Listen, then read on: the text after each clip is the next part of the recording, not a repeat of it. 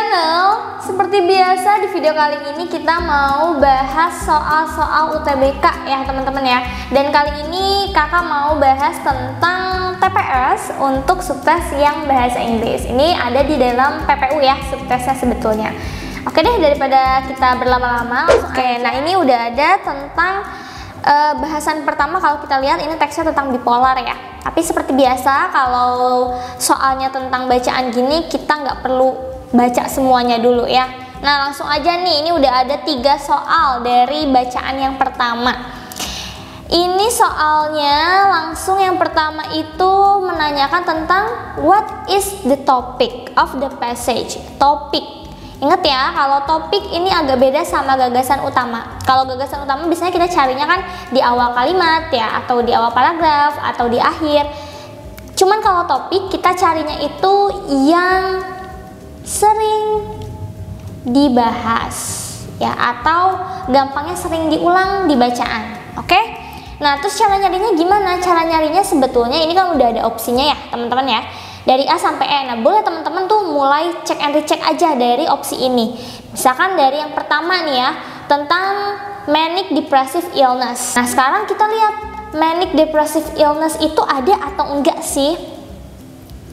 Nah, coba di sini langsung ada nih, manic depressive illness. Kalau udah ketemu, teman-teman baca kalimat lengkapnya ya. Di sini, it is also known as manic depressive illness. Itu juga diketahui sebagai manic depressive illness. Wah, itunya apa nih yang diketahui sebagai manic depressive ini? Berarti kita cek ke kalimat sebelumnya. Oh, itu di sini merujuk pada bipolar disorder. Jadi mereka bilang di teks itu bipolar disorder adalah brain disorder atau kelainan pada otak atau pikiran kita. Nah, dikenal juga sebagai manic depressive illness. Jadi bisa kita bilang bipolar sama manic depressive illness itu sama ya. Oke, sekarang kalau dia topik, dia harus ada di setiap paragraf. Paragraf 1 udah ada ya ini ya. Oke, kita checklist. Terus di paragraf berikutnya ada gak tentang manic depressive illness? Atau kalau nggak ada manic depressive illness juga kita boleh sebetulnya lihat apakah ada kata bipolar disorder atau enggak, karena mereka punya makna yang sama ya. Nah, jadinya di paragraf kedua ada nih bipolar disorder atau manic depressive illness, ya kan? Diceritain juga di sini. Terus di paragraf selanjutnya ada di sini depressive symptoms. Masih hubungannya sama depresif ya, karena kan tadi manic depressive illness. Jadi masih ada hubungannya nih. Terus di paragraf keempat juga ada lagi bipolar disorder. Artinya manic depressive illness atau bipolar disorder inilah yang menjadi topik dari teksnya atau bacaan tersebut ya. Jadi berarti kita langsung ketahuan untuk jawabannya itu udah pasti yang A ya di sini ya, manic depressive illness. Kita cari yang lebih umum kalau topik itu. Karena kan kalau misalkan episode garis besarnya itu tetap ke manic depressive illness gitu ya. Oke, jadi jawabannya A. Nah, next yang kedua, ini soalnya cari makna kata. The word intense in bold means apa? Atau kata intense yang dicetak tebal itu artinya apa? Oke, sekarang kita cari. Nah, di sini ya, intense emotion. Kita baca secara lengkap. Kalau cari makna kata bahasa Inggris harus dibaca kalimatnya secara lengkap ya. People with bipolar disorder experience periods of extremely intense emotion. Jadi orang dengan bipolar disorder itu mengalami fase atau periode di mana emosinya itu secara ekstrim, ya ini extremely kan, secara ekstrim itu menjadi lebih intens. Oke, sekarang pertanyaannya, apa kira-kira makna yang cocok dengan intens? Emotion yang intens atau emosi yang intens. Kalau non-stop itu bukan ya, non-stop itu lebih ke sama kayak continue ya, dia terus-terusan berkelanjutan gitu. Nah, sedangkan kalau intens itu bukan, intens itu lebih ke besarnya ya intens itu berarti emosinya itu besar banget. Jadi kalau kita lihat di sini yang cocok itu adalah strong ya, strong emotion. Jadi emosinya itu benar-benar kuat, benar-benar besar. Jadi bukan frekuensi. Kalau non-stop itu kan lebih ke frekuensi ya, karena berhenti atau tetap lanjut aja itu kan frekuensi. Kalau broad itu lebih ke menyebar sih. Jadi kayak studi abroad itu kan kita pergi untuk ke luar negeri gitu ya, untuk mengambil pendidikan atau studi kayak gitu ya. Broad itu artinya lebih luas atau menyebar. Kalau konstan juga, konstan itu frekuensi juga ya. Cuma bedanya sama non-stop. Kalau non-stop itu kayak nggak ada jeda. Kalau konstan itu artinya sama atau tetap tidak berubah, tuh ya. Kalau tough, oke, ini tadi tidak berubah. Kalau tough itu artinya tangguh ya. Jadi mungkin kalau kena problem dia masih tetap kuat. Jadi jawabannya udah pasti yang strong ya. Tuh, itu untuk makna katanya. Oke, sekarang kita lanjut ke soal berikutnya nih. Soal ketiga tentang one of the symptoms of manic episode is feeling bla bla bla. Ini dia nanyain tentang symptoms ya. Symptoms itu gejala ya, teman-teman ya. Kalau mungkin masih ada yang belum tahu, ini gejala simptom. Jadi dia nanya salah satu gejala di fase manik adalah perasaan apa? Kita cari, berarti kata kuncinya adalah manic episodes ya. Ada di mana sih manic? Takut kalau bahasa Indonesia tuh manik ya. Oke, kita cari dulu. Di paragraf 1 ada nih. The up periods are known as manic episodes. Di sini sebenarnya di paragraf 1 dia udah ngomongin tentang episodes ya, atau periods. Dia di sini sama aja sih sebenarnya, sama-sama artinya itu fase gitu ya, atau periode. Nah, di sini dia bilang kalau fase yang up nih, di up periods itu disebut sebagai manic episode. Oke, berarti kita cari nih simptom di up periods. Di sini, during the up periods, one shows energized behavior. Ini menunjukkan adanya tingkah laku yang sangat berenergi. Itu kan energized behavior, berarti benar-benar punya semangat yang tinggi. Kalau misalkan down, dia lebih ke sad atau hopeless gitu kan. Berarti ya kita ingatnya dia energized behavior gitu ya.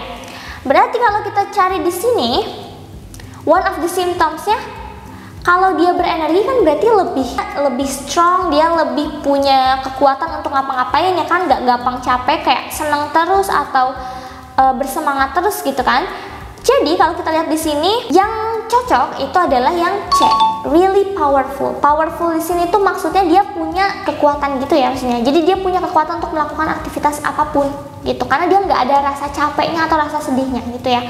Kalau yang A, very, oke, ini harusnya livery ya, pakai livery. Livery itu dari kata liver. Liver itu kan hati ya. Jadi kalau livery itu kayak iri hati, dengki gitu ya. Jadi kalau very livery berarti dia punya perasaan dengki dengan orang lain. Sedangkan tadi kan nggak ngomongin tentang itu ya, jadi bukan yang A. Extremely happy juga sebenarnya dia tidak membicarakan tentang happy-nya, tapi yang jelas dia tuh punya energi yang berlebih. Jadi energi berlebih itu nggak selalu tentang happy gitu ya. Kalau extremely happy itu kayak mungkin dia senang terus gitu ya. Padahal kalau di sini bisa jadi dia semangat tapi mukanya biasa aja gitu ya. Yang jelas tuh dia punya semangat gitu. Unusually strong, ya strongnya memang kuat artinya. Tapi kalau unusual itu kekuatan yang tidak biasa. Jatuhnya kayak apakah dia punya kekuatan khusus gitu ya, atau dari yang awalnya nggak bisa jadi bisa, itu unusually strong ya. Jadi kurang tepat maknanya. Awfully active adalah perasaan aktif, tapi awful itu mengerikan. Jadi mungkin kita aktif tapi punya dampak yang negatif buat perasaan kita yang setelahnya gitu. Jadi itu juga kurang tepat ya. Akhirnya ya jawabannya yang C yang paling cocok ya. Oke, nah itu tadi untuk bacaan yang pertama. Sekarang kita lanjut ke bacaan yang kedua. Di sini juga ada beberapa soal ya. Langsung aja kita baca soalnya. Which of the following best restates the sentence global warming is damaging seasonal crops and marine food channel web in paragraph 4. Jadi dia nanya, nah ini biasa suka keluar nih di bahasa Inggris tentang parafrase ya kalau bahasa Indonesianya tuh, atau ini ada nih kalimatnya terus kita kayak ngulang lagi kalimatnya dengan bentuk yang berbeda tapi maknanya masih sama. Nah, yang harus kita lakukan adalah menerjemahkan dulu teman-teman ya. Jadi di sini coba kita translate aja. Kalau masih terbata-bata translate-nya kita pelan-pelan ya. Global warming, pemanasan global, is damaging, atau damaging itu kayak effect ya. Jadi ada damage-nya atau berdampak pada seasonal crops. Seasonal itu musim, crops itu hasil pertanian gitu ya, kayak hasil panen. Jadi di sini pemanasan global berdampak pada hasil panen tahunan ya. And marine food channel web. Marine itu perairan ya, food itu makanan, atau bisa kita bilang itu hasil-hasil laut gitu ya. Channel web itu semacam jaringan. Teman-teman mungkin pernah belajar atau pernah tahu tentang kayak jaringan makanan dari makhluk hidup, dia ada produsen, konsumen gitu-gitu. Nah, maksudnya di sini tuh global warming atau pemanasan global itu ternyata berdampak pada hasil tahunan pertanian dan juga jaringan makanan yang ada di hasil-hasil laut gitu ya. Jadi dampaknya tuh ada dua. Nah, terus kita mau disuruh untuk restate. Berarti kita lihat kalau yang A ini apa nih? The effect of global warming may slightly raise the level of crops and marine resources. Artinya, efek dari global warming may slightly raise itu akan menyebabkan kenaikan ya, mungkin menyebabkan kenaikan the level of crops and marine resources, menaikkan tingkat dari sumber daya hasil pertanian dan hasil laut. Nah, ini dari level of crops resources-nya aja sebenarnya itu udah salah ya, karena kan tadi kalimatnya itu global warming berdampak pada hasil pertanian dan perairan gitu kan. Jadi kalau yang ini salah ya. Di sini juga ada kata raise itu meningkatkan. Justru harusnya kalau punya dampak itu jadinya nurun kan, jadinya dia negatif dampaknya. Berarti bukan yang A. Terus yang B juga ada kata-kata increase resources. Salah ya, harusnya mengurangi atau merusak. Oke, terus yang C, crops produced in different seasons and the source of food in the sea can be destroyed by the weather change. Oke, ini tentang produksi pertanian di musim yang berbeda. Sumber makanan di laut itu bisa dirusak karena adanya perubahan musim. Oke, secara ini dia betul ya gitu ya. Tapi kalau teman-teman lihat di sini ada kata-kata different seasons.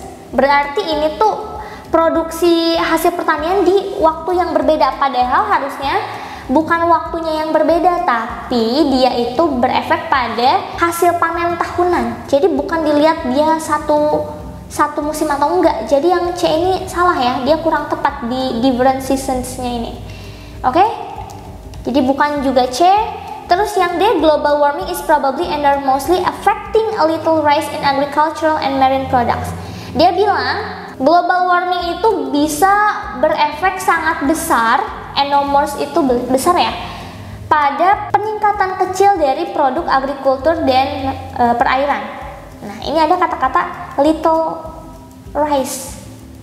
Ya, sekali lagi ini tuh bukan tentang rising products ya, tapi lebih kepada mereka merusak hasil dari pertaniannya, berarti secara keseluruhan ya nggak ada rise-nya sama sekali gitu. Jadi ini salah dan yang betul itu yang E. An increase in global warming, peningkatan dari global warming itu akan berefek pada habitat si crops and marine-nya. Jadi karena kan tadi dia bilang ini ya, channel web, jaringan makanan. Makanya itu hubungan sama habitat pasti. Dia merusak habitatnya di perairan dan di pertanian gitu ya.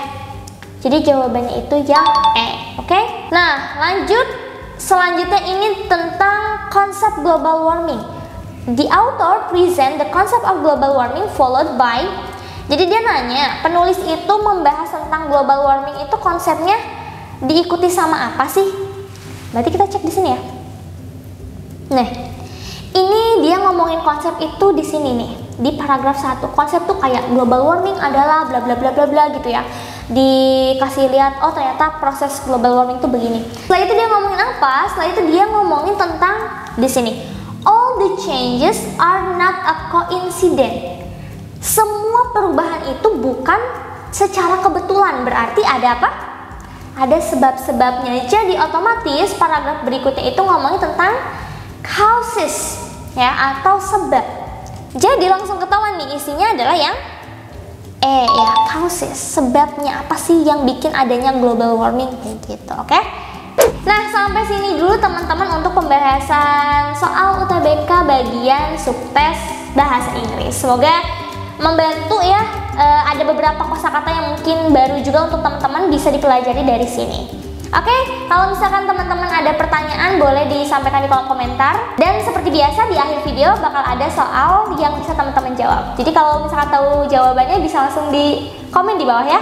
So, see you on the next video. Sampai jumpa lagi. Dadah!